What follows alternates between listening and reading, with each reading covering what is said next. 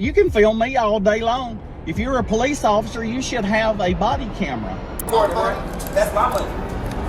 That's my money right here. Sir, you been watching me the whole time. I see you. Sir. Turn around. Put your hands behind your back for me. May 3rd, 2024, a night that would forever change the career of Detective Victor Montalvo. Known for his dedication and skill, Montalvo had always been a respected member of the Miami-Dade Police Department. But that night, something went terribly wrong. After a night of drinking, Detective Montalvo found himself behind the wheel of his SUV. It was a decision that would lead to a catastrophic mistake. Secure that. Got you. And can you confirm that this is the correct street from Just stand there. I got you.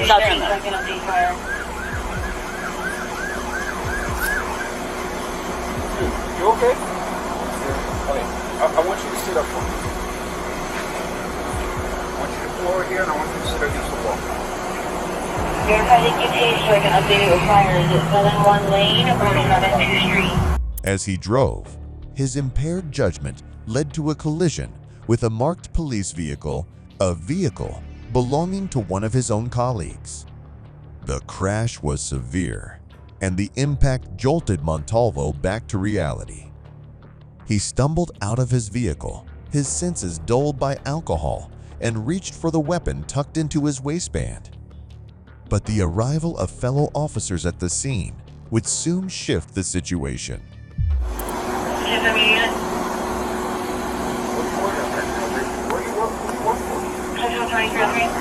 I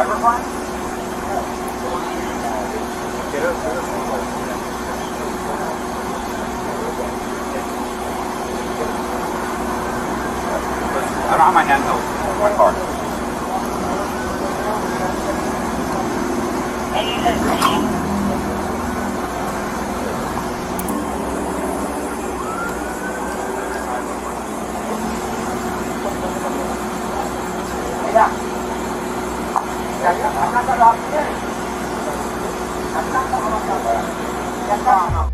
As officers secured the area, they were shocked to discover that the man responsible for the crash was one of their own.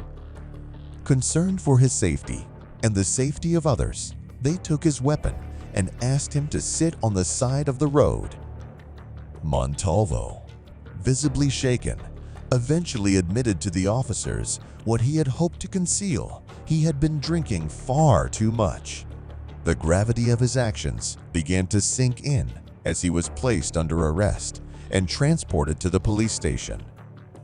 Despite his long service and the respect he had earned over the years, the law was clear. Montalvo received 2 criminal citations, and despite pleading not guilty, his career took a devastating blow. He was relieved of his duties, a painful reminder that no one is above the law. August 4th, 2021, a routine traffic stop that quickly escalated into a disturbing display of abuse of power. Sir, you can film me all day long. If you're a police officer, you should have a body camera. Because you're not a police officer. It says right there you're a probation officer. I'm not on probation. I've never been in trouble for anything. In the state of Alabama, Tell my camera again how you're a police officer. will you answer my question? I've answered yours. Now, let me ask you a question. In the state of Alabama, what are your probation officers considered to be? I have no idea. We're not in Alabama. Okay. Do you live in Alabama? Because your tag says you're in I guess when a police officer gets here, we'll determine a whole bunch of stuff. Probation officer Harold Masher had pulled over a driver, suspecting him of speeding. But as the situation unfolded, it became clear that this was no ordinary traffic stop. The driver was adamant that he hadn't been speeding, and his instincts told him something wasn't right. When Masher insisted that he was a police officer, the driver grew suspicious. After all, the badge on Masher's chest clearly identified him as a probation officer, not a member of law enforcement. Would you like to identify yourself? Have you going to give me your driver's license? You're not a police officer. Okay, then you just said tight. So you're refusing to identify. You're refusing to identify yourself. Just sit tight. You're refusing to identify yourself, even though you pulled me over. Am I being detained? Am I being detained, sir? Because I've got to go home. Are you detaining me? Are you detaining me? Am I being detained? Hey, I'm gonna step out. Because you're... Am I being detained because I need to be on my way? Is this a lawful stop? Am I being detained? Are you detaining me? Are you detaining me? Is that hard to understand? Because you know this is not legal. The driver began recording the encounter, questioning Masher's authority. What followed was a tense exchange, with Masher repeatedly dodging the driver's questions. The power dynamic was clear. Masher expected compliance without question, but the driver wasn't easily intimidated. Masher's frustration grew as the driver stood his ground. The officer's attempts to assert his authority only made matters worse, and it became increasingly apparent that he was out of his depth. You have been stopped until I can get a trooper here to have a talk with you, because you cannot talk to me. Why is that not a yes or no question? Well, because I've done answered that question. You asked me, are you being detained? I've said, you are been stopped. But you won't say, am I free to leave then? Since you won't answer that. I've already answered that question. Oh, I am agitated because a probation officer pulled me over for going 48 miles an hour because he was in the left lane for the last 5 miles and wouldn't get over. After what felt like an eternity, a state trooper arrived on the scene. The contrast between the two officers couldn't have been starker. The trooper handled the situation with professionalism and calm, quickly diffusing the tension. How are you? I'm good. Good. Hey, look, I don't really fully understand what we're doing right here. Okay, so he just felt like you were aggressively coming up on him. He's a probation officer. Okay, so I'm not gonna write you for anything. I'm not doing anything like that. Okay, like you got your insurance here. I'm wound up, and you're unwinding me. I appreciate that. Okay, so where you headed to? You headed back home? Home to Alabama. Okay. Yeah. All right. So look, one of those things. Okay, you may come up on him a little quick. He may have, it's one of them things. Okay, so as long as, like I said, I'm good. I'm calm my way down. I don't have anything to write you for. I don't have anything like that. I'm not going to do anything. Even if I'm not going to.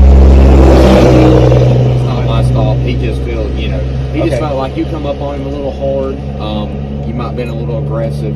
So if that is the case, let's just back it down a little bit. You're nearly to Georgia anyway. So, that's why I say I can I appreciate it. All right, sir. Well, I'm gonna let you carry on the way. Okay. All right. Well, I appreciate it. All right, sir. Thank you. All right. I apologize to him for to walk up here. No, I'm sorry you had to come out here and deal with this stupidity. I mean, he's wound up. I was wound up. Yeah. When he pulled up, he got up in my thing, and I'm like, I don't know if this guy's a police officer. Okay. All right. Understandable. All right. Thank you. Be careful now. He assured the driver that no further action would be taken and allowed him to continue on his way. As for Officer Masher, his actions were a stark reminder of the dangers of unearned authority. In the end, his abuse of power was exposed for all to see, leaving his reputation in tatters. March 14th, 2024, a routine traffic stop that would uncover a disturbing betrayal of trust. Officer Henry Chapman, a seasoned law enforcement officer, was called to assist in the arrest of Monray Moon, who was being detained for speeding and had an outstanding federal warrant. I'm gonna roll the window down and tell you what you're here for. Let me stop right here. And my phone is right here too on top of the car. But what am I in for then? So, What is that? I get charged. No, that's going with you. That's going to be with you. We're not giving that to anybody else. We got that off you, so it's staying with you. So you know we didn't take none, and none's going to be missing. All right, but I want to. No, we're We are taking that. That's staying with you. That's the rule. And you gave me So, some of it because it come off of you. Every bit of it's going with you. Does that make sense? That's accountability. Because when it comes to stuff like that, you know what I'm saying? As Moon was taken into custody, he had one simple request. He wanted the $8,000 in cash he was carrying to be handed to a passenger. But Chapman, citing department policy, refused. Instead, he took the money and placed it in an envelope, ostensibly for safekeeping. Moon, however, was suspicious. He had heard a rubber band snap as Chapman handled the money and couldn't shake the feeling that something wasn't right. His suspicions were further fueled by Chapman's nervous demeanor and the female officer's avoidance of eye contact. Like, if anything is on him, Look, like, sir. it would be in big. No, I don't. Look, I'm gonna show you right here. Look at me. Look at me. All of you guys probably have kids out there. You know what I'm saying? Look. So look, this is all I want to explain to you guys. Most of the time, when somebody know they didn't, like when somebody knows for a fact they didn't do anything, they're not gonna just, you feel what I'm saying, like let you search them. And I don't have kids, you feel what I'm saying? But I know how that goes because my mom did foster care. So I'm like up to par with all of that. And on top of that, if I didn't do anything, like how me and you've been talking the whole time, Yes, just sir. like how me and you was talking the whole time, if I didn't do anything, I have nothing that I'm worried about, you feel what I'm saying? There would be no reason for him to show me his pockets and stuff. Like I know for a fact. No, I want you to feel comfortable. I would have Yes. felt, Yes, sir. I would have felt comfortable if your colleagues would have searched you at the exact time where I knew where the money was, because I seen you kept going in between your legs, and then every time everybody put all of the attention on me, you kept moving. I don't know if it's in your door, I don't know where it's at, but just like look. At the police station, Moon voiced his concerns, accusing Chapman of stealing some of his money. Chapman's response was defensive, but Moon persisted, refusing to back down. Come here. Come here. Do you mind if I move? Come, yeah, but come here. I'm not telling you. I want you to hold me though, so you know that. Okay. Do you see anything? No, yeah, no cap. I'm not even gonna touch it. It's blue hundreds right here. It's all the blue hundreds are right there behind that receipt. Thank you. All that's my money. He didn't have that. This is your money? Yes, I heard him crumble it up. Thank you. Thank you. All that's been That ain't recorded, my right? money. That's my money. That's my money right there. Sir, you've been watching me that whole time. I seen you take it. I seen you crumble Sir, it up. Just that count is it. not me. If I'm right, it's gonna be around $1,000. If I'm right, and like I told you, I just went to Wendy's. I seen you steal. Thank No, you. sir. If you don't mind, I just want to sit down so y'all don't try to say I'm resistant. I don't want to do nothing. All I know for a fact is I know what I know and I've seen it. I just wanted you guys to trust me, you know what I'm saying? That's why I was just acting a little irate, but I'm perfectly fine, you know what I'm saying? I'm sorry, I wasn't trying to expose you. That is not me, bud. Brother, I just seen you steal my money. It was no reason for you to pop my rubber band, brother. There was no reason for you to pop my rubber band off my money. A thorough search of Chapman's vehicle was conducted, and what they found confirmed Moon's worst fears. Hidden behind a receipt in Chapman's car was the missing money, a clear sign of Chapman's dishonesty. The discovery was a damning blow to Chapman's career. He was arrested for embezzlement, placed on unpaid leave, and ultimately resigned in disgrace. What began as a routine traffic stop had ended with the downfall of an officer who had betrayed the trust placed in him. February 21st, 2021, a day that revealed the shocking reality of alcohol's impact on even the most disciplined minds. Rio Rancho police responded to a hit-and-run crash, a seemingly straightforward case, until they discovered something unexpected. Get completely folded. Just being uncooperative. You have no idea. We need to come out here. Come on up. How much did you drink today, man? Why you smell like alcohol? Get out of the car. Go ahead and step out of the car, man. Get out of the car. What's your deal, man? Get out of the car. It's police. Get out of the car. You were involved in the crash, okay? Okay? Give me your phone. Okay, turn around and put your hands behind your back for me. Put your hands behind your back for me. Okay? An officer? Are you an officer? Where's your gun? No, I don't have a gun on me at all. Are you a police officer? Said it was. You are. With who? With APD? Okay. Are you gonna talk to us now? Well, I'm not. Am I doing anything stupid to you to fucking put me? No. Okay, we've told you numerous times. Okay. We want you to calm down and talk to us. I just told you I'm just sitting here on the road. Okay, I understand that. Okay. Okay, explain to us what happened. Go ahead and spin around. As officers arrived at the scene, they noticed skid marks and a large fallen tree, a sign of the chaos that had unfolded. But what caught their attention most was the man sitting inside the vehicle. He was uncooperative, refusing to step out of the car or even answer their questions. It wasn't long before the officers realized that the man they were dealing with wasn't just any suspect, he was one of their own, a fellow police officer named Fuad. His behavior was erratic, his speech slurred, and the smell of alcohol on his breath was undeniable. Okay, is this your car? This is my car, yeah. This is your car? Yeah. Okay, where were you coming from? The title is in my... Where were you coming from tonight? Where I'm coming from tonight? Yes.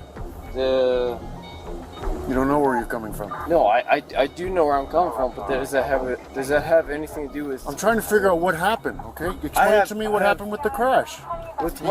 Your car's crashed and we have a white car up there that's crashed. I have no idea about that crash up there. Okay. I did not crash my car. Okay. Why is it crashed then? I have no idea. Okay, who crashed it? I have no idea. You have no idea? No, okay. I don't. You have your driver's license with you? I do. Let me see it. It's not on me, actually. Where's it at? My driver's license? Yeah. It's back at my house. Back at your house? Yeah. Okay. It's a stiff cam. Yeah, you're good. No, you're good. What's your... Turn around, we gotta check the skull, alright? I did. No, you're good. I didn't see it. It's dip. Okay. I threw it. Okay, cool. Yeah. What's your name? Well, am I detained right now? Like, you are detained because you were involved in a motor vehicle crash. I was. Okay. I did not crash with any vehicle. Okay. Despite their best efforts to communicate with him, Fuad remained silent, hoping that his refusal to cooperate would somehow protect him. But the officers were persistent, knowing that they had a duty to uphold the law, even if it meant arresting a colleague. Fuad's attempts to avoid responsibility only made things worse. Am I involved with that over there? Or... We're trying to figure this out. Yeah, dude, I'm not involved in anything over there at all. Okay, great. So, what's your name? do I have to give you that? Yes, you do. Okay. So I don't think I do. No, you do. At all. To be honest with you. Because I'm just sitting here, I'm hanging out. How long have you been sitting there then? A long time. No, you haven't. The car's smoking. Okay. Okay. Okay. And we just got a call of a crash. That's why we just got here. Okay? You're good. That car's smoking over there. Your car's smoking. I can feel the heat coming off the car. No, I happened. understand. My car is on. Okay. You're right.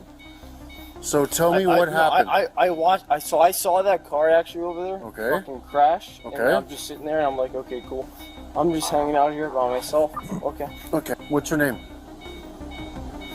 I don't have to give you any I'm gonna ask you one more time. You're good. Yeah, you're good. What's your name? I don't have to give you any of that. Yes, you do. I'm sitting here, I'm hanging out. I have nothing. You want me to arrest you for not giving me your name? Okay. Does that sound normal? Sure. That does. You're sitting here drunk, crashed I'm not. I'm just in a hanging out, vehicle. dude. Okay. Okay. Stop moving. Okay. Seriously? Stay here. Stay here. Stop moving. Okay. All right. We don't need to be following the officer. He's just asking you questions. Answer the questions. Okay. I'm shaking because I'm cold, by the way, so okay. Don't freak out on that part. Okay, you're good. When he refused a breathalyzer test at the Rio Rancho substation, it became clear that he was trying to hide the extent of his intoxication. Officer, right? Yeah. You don't give us your name, we're gonna book you under John Doe. No, I got Okay, you. so what's your name? What's your name? So you arresting for DWI. So what's your name? We'll go down this path. Okay, we'll go down this path. Yeah. No, you're good. So what's your name? You're good.